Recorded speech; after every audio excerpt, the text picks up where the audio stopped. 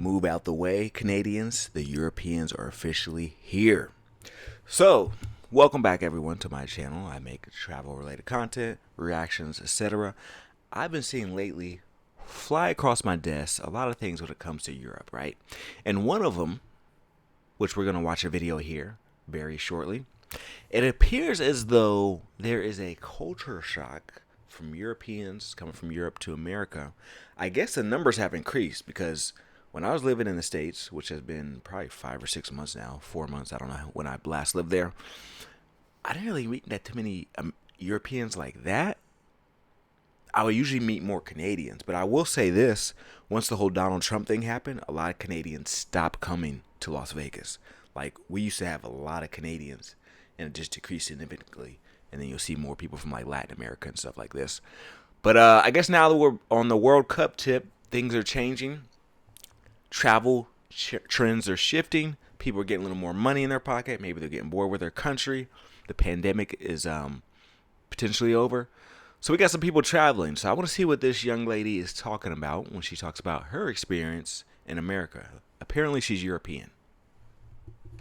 I'm a European in the US right now, but not for the World Cup, and it's so interesting to see other non-Americans experience the US for the first time, because it's reminding me of my first time in the US and all of the things that just like blew my mind. Because I don't know if Americans know this, but because America is so centered, like American culture is so prevalent because of things like American movies and American pop culture and things like that, we like watch. Sorry, I got to pause it for a second. I just been saying this for a long time because a lot of people travel and they're like, yo, I want a better life abroad, or I'm not getting treated properly, this, that. I don't like the culture over here. I just made a video about this yesterday, and then I made another video, I think like a week before. And then if you look at my past videos, I talk about this topic at hand. But if you're trying to escape America for a better culture or a sense of more wholesomeness, maybe your dating life, you want to change, things of that nature, you're going to find out that it's the same wherever you go, right? You're going to have bad people, you're going to have good people, and then some people who are in between. And then sometimes it's about how you interpret bad or good, because you may interpret something one way, but another person interprets it another way. This is why communication rules the nation, right? At all times. But you'll see that thanks to like social media and things like that, the internet, Instagram, all that technology, they're just the same, bro. It's the same. So you'll see our culture is starting to bleed over to other cultures. So when you're in Thailand, you can listen to rap music. When you're in Japan, you're hear jazz. You hear Sexy Red in Malaysia or something, right? So Movies, or we watch like vlogs even, and we notice little things that aren't normal in our country. So when we come to the US and we experience these things for ourselves, it blows our minds. Let me just show you one thing that you wouldn't even think, but to me this is like something very American. Having outlets in your restroom is already American, but having outlets by a water source, by your sink, is Now I know, like, some of this has to be acting. Okay, this is like the third video I've seen about the different power differences, and I'm like, they got to be talking about a certain part of Europe. Because once again, I'm telling y'all, for those who don't know, I'm a world traveler. I've been in like 17 or 18 countries, and some of the countries I actually lived in. So I lived in Spain for about 6 months, give or take a few weeks. And when I was in Spain, I really feel like they had power outlets in the bathroom. Like, I don't think I overlooked it because I lived with a Spanish family, right? I took Spanish classes. I went to a Spanish university, all that type of stuff. And I lived with this lady. You could say she was a host mom, but even though she was fairly young, she was in her 30s or whatever. And I think I was like 19 at the time. So it almost was like an older sister type of vibe. But with living with her, I remember her in the bathroom. I swear I saw her with like a hair dryer and all that in the bathroom. So I'm like, I'm trying hard to remember, but I feel like they had outlets there. I don't know. Somebody correct me. If I'm wrong, I'm wrong, but so American. But I do think it is kind of questionable to have it close to a water outlet, that water source. That part does seem suspicious to me. American. In every single country I've ever lived at, if we even had an outlet in our bathroom, which was almost never, it would be like here. Somewhere here. Very far away from any water source. Something else that you might not think is American, but it is American, is like an open floor plan. Like when you have like your kitchen with your living room, we call that une cuisine américaine. An American kitchen. You know the sinks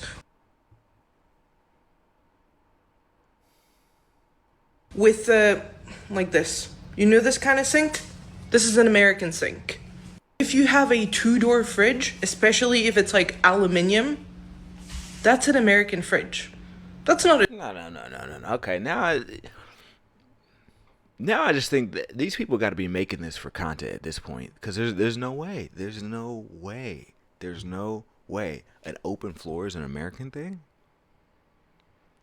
When she says open floor design, does she mean studio? Does she mean the fact that there's no separation, like walls? Because going back to when I lived in South Korea, that was common, especially for young people, right? It's usually a cheaper design, so people want the more studio type of look so they can save a few dollars.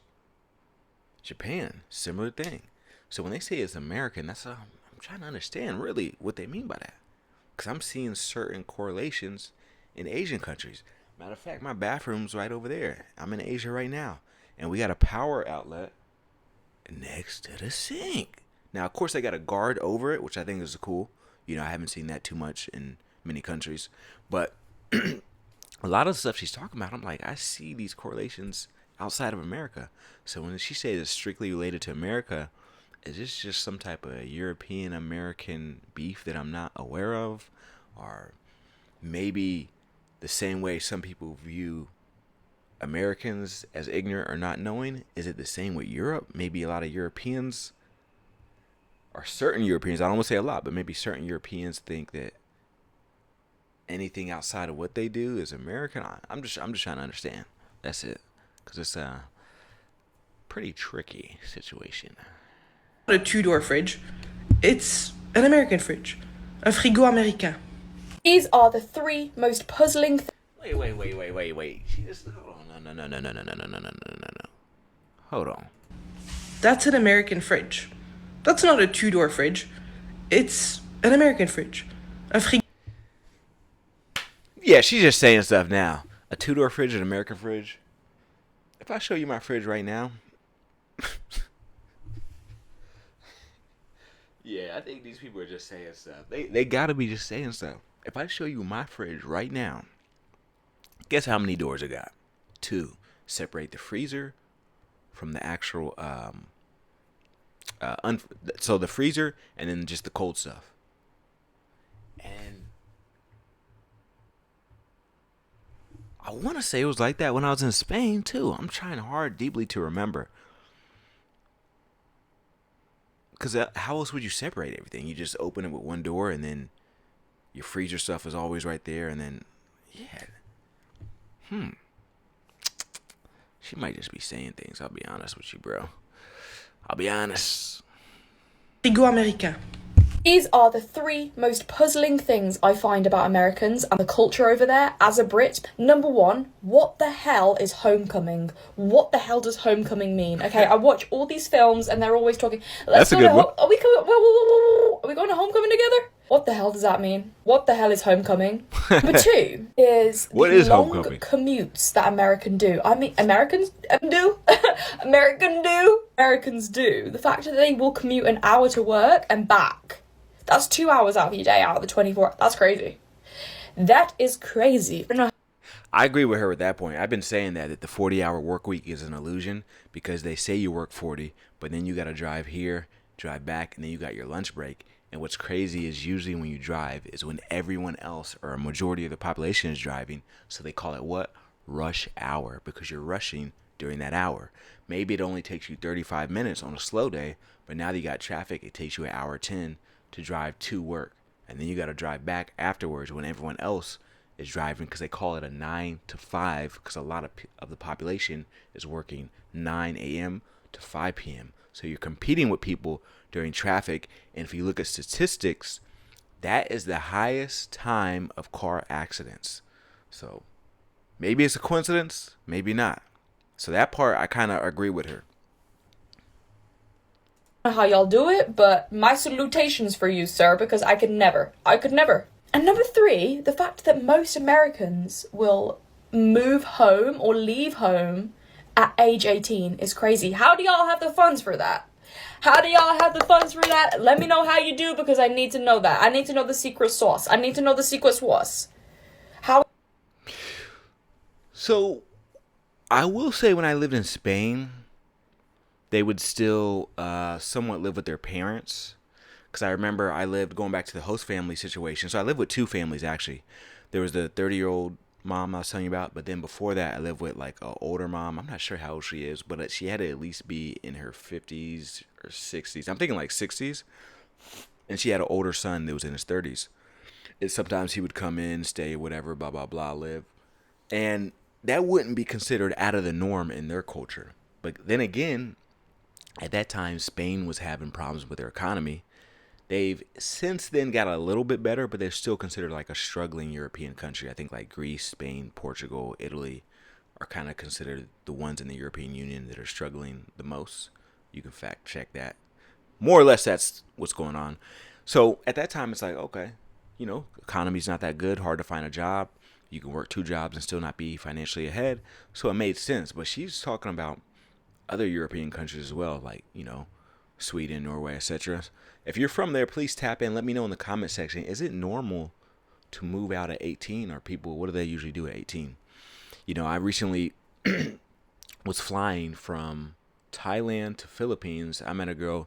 She was 20 years old. She was from, what was a Northern European country she was from? Netherlands. That's where it was. She was from Netherlands. I was talking about Rotterdam, Amsterdam, blah, blah, blah. She was from Netherlands, small city near the capital. And she was 20. And she was still technically living with her parents. But she said, hey, I just got this little retail job, saved up for a little bit. Now I'm going to be flying to these other countries for a couple months. But after that, she's going to move back in with her parents, obviously, right? So I can kind of understand that a little bit. But I don't think a lot of Americans are moving out at 18 either. I mean, your parents may look at you like, hey, you need to do something. But if you typically, in most households, I feel like if you tell them like, hey, I'm going to college, or if you tell them, hey, I'll contribute a little bit financially or something, I feel like the average American parent will work with you at 18. I feel like they don't have the expectations you have it all figured out at 18. They may start treating you different because you're an adult, especially if you're a man, hey, what's going on, blah, blah, blah, what's your living situation. But generally speaking, I feel like they'll work with you a little bit because 18 is still pretty young, especially when you talk about the real world, You're legally adult, but you're still like, most 18-year-olds are not going to have enough experience to successfully navigate through life. Are there certain 18-year-olds who can make it out and become successful, rich, happy, blah, blah, blah? Yes. But how often do you see that, right? But yeah, let me know what y'all think in the comment section.